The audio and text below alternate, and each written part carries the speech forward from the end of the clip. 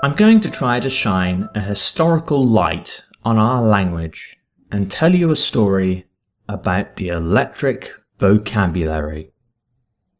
It all begins over 2,600 years ago. An ancient Greek called Thales of Miletus is thought to be the first person to observe what we would today call electrical phenomena. He discovered that a piece of amber, when rubbed with fur, could pick up small pieces of straw. In Thales's language, amber was called electron. For a long time, that was pretty much all anybody knew about the subject, and nature had to wait around 2,200 years before any new investigations were made into amber's properties. William Gilbert, a 17th century English scientist, discovered that with a careful experimentation, a number of other materials could display the attractive properties of amber. He also found that they could attract objects besides straw. Gilbert named these amber-like objects after the Greek for amber. He called them electrics. About 40 years later, in nearby Norwich, Sir Thomas Browne carried out similar experiments.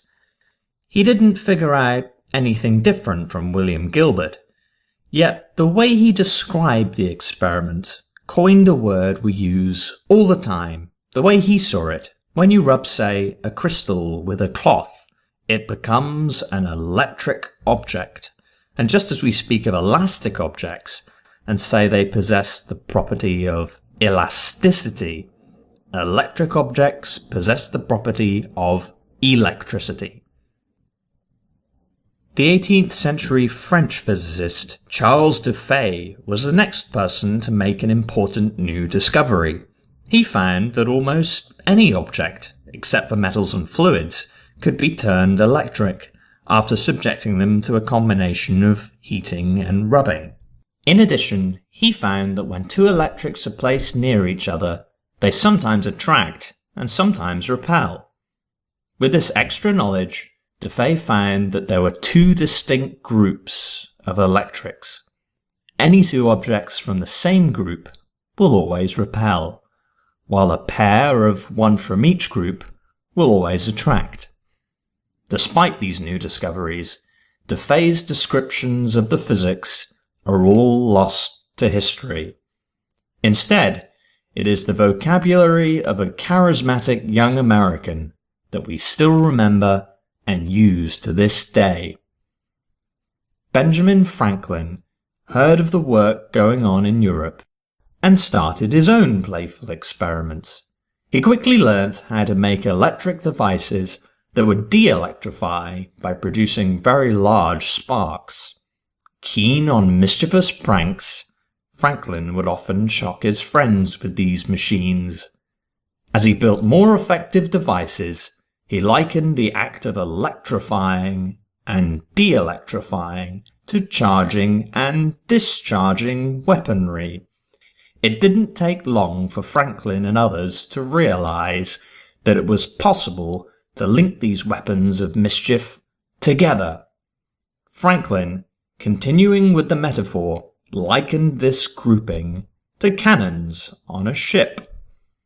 The gun deck on a military vessel fired their cannons simultaneously in a battery. Similarly, this electric battery would discharge all at the same time, causing large sparks.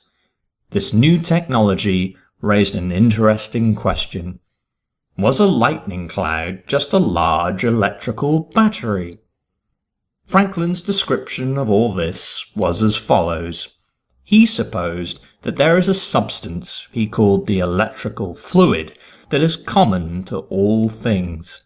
If, say, a person rubs a glass tube, this rubbing or charging causes a flow of this fluid, or an electrical current, to move from the person to the glass. Both the person and the tube become electrics as a result. Normally, if the person was standing on the ground, their electrical fluid would return to normal with an exchange from the common stock of the earth. as Franklin called it. Standing on something like a wax block can cut off this supply. Franklin said that an object with an excess of this fluid was positively charged, and something lacking this fluid was negatively charged. When objects touch or are near each other, the electrical fluid can flow between them until they reach a balance. The bigger the difference in the fluid between the two objects, the larger the distance the fluid can jump, causing sparks in the air.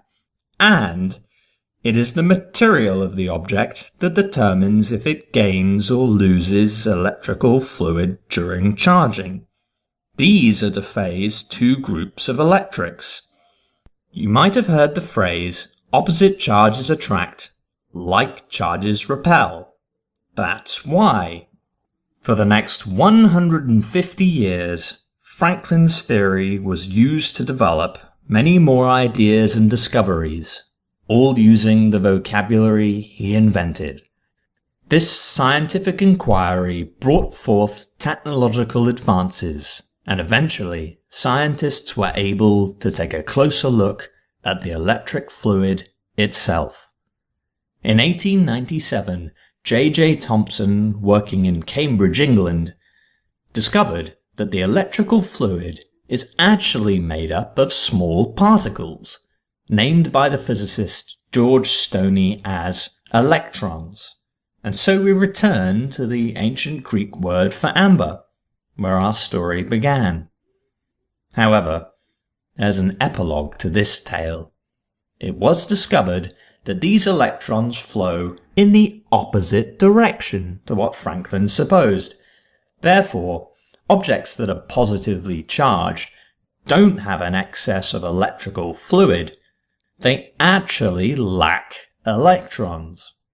Yet, instead of relabeling everything the other way around, people have decided to hold on to Franklin's vocabulary as a matter of habit and convention.